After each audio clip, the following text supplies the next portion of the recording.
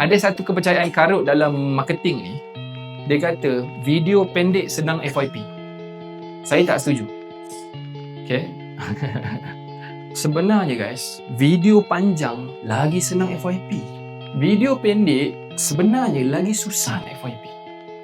Kenapa? Kenapa tak ada value.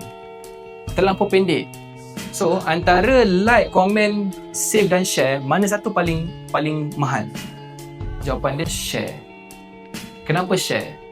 Adakah kita nak main share je konten? Ke kita hanya akan share konten yang berkualiti, bagus, betul tak? Yang ada value, kita share kat mak kita share kat adik-adik kita. Weh, best lah restoran ni. Sebab tu paling mahal. Kalau kita komen, kita just komen je lah, engage. Save untuk diri sendiri, tapi share untuk orang lain, betul tak? Fokus buat konten yang shareable. Itulah kalau saya boleh bagi satu line kan. Apa konten nak buat Konten yang shareable. Kenapa orang nak share? Kalau aku buat video ni, aku yang menarik sampai orang nak share. So awak akan start berfikir out of the box.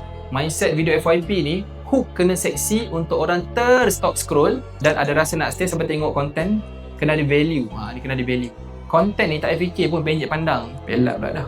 Pendek dan panjang. Just fokus pada value.